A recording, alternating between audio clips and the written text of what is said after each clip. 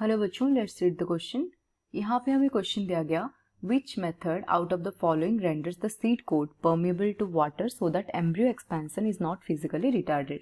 And हमें चार option दिए गए। First one is stratification, second one हमें दिया गया ड्यूनिडेशन, थर्ड दिया गया वर्नलाइजेशन एंड फोर्थ दिया गया स्कैरिफिकेशन। तो देखते हैं ये चारों में से कौन सा हमारा करेक्ट ऑप्शन आएगा।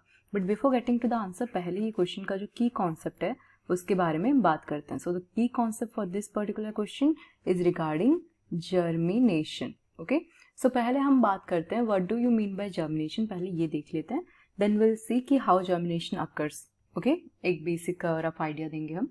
सो फर्स्ट ऑफ ऑल, जर्मिनेशन क्या है? This is the process of seed starting to grow. Okay, और we can say the growth of seed को हम क्या बोलेंगे? जर्मिनेशन बोलेंगे। So the process of formation of A complete plant, और जो द प्रोसेस ऑफ जिसमें कि क्या होगा, प्लांट निकलेगा सीड से, ओके, और ग्रो होगा, जो सीड होगा उसको हम क्या बोलेंगे? That process is called as germination. So germination में बेसिकली जो सीड प्रेजेंट होगा उसमें पहले तो एक सीड कोट प्रेजेंट रहेगा, right? It contains a seed coat. And बहुत सारे प्लांट्स में जो सीड कोट होता है वो बेसिकली क्या होता है?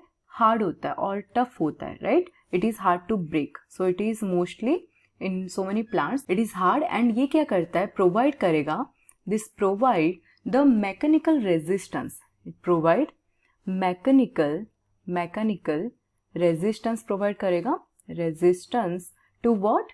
To the growth of the embryo, to growth of embryo. So inside the seed क्या होगा? हमारा एम्ब्रियो प्रेजेंट रहेगा। सो उस एम्ब्रियो के ग्रोथ को रेजिस्टेंस प्रोवाइड करने में हेल्प करेगा सीड कोट, जो कि नॉर्मली क्या होता है? टफ होता है, right? So here one process occurs that is called as स्कैरिफिकेशन। Scarification. So what do you mean by scarification now? Scarification is basically, this is the process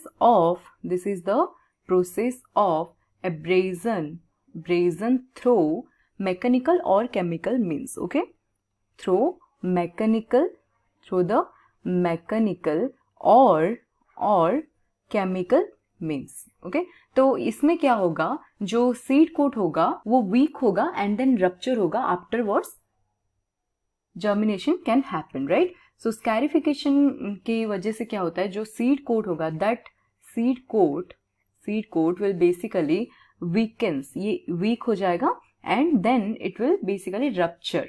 okay, then ये rupture कर जाएगा and after this seed का जो germination होगा that will be facilitated, right? और it basically promotes, स्कैरिफिकेशन जो है ये क्या करता है? It promotes the germination process, germination को प्रमोट करता है। तो इन चारों ऑप्शन में से देखिए अगर, तो स्कैरिफिकेशन करेक्ट हो गया।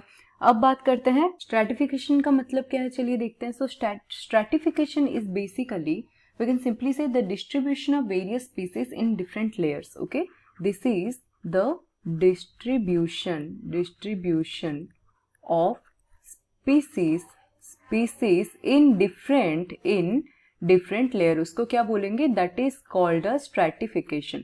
तो ये हमारा आंसर नहीं होगा फॉर दिस क्वेश्चन।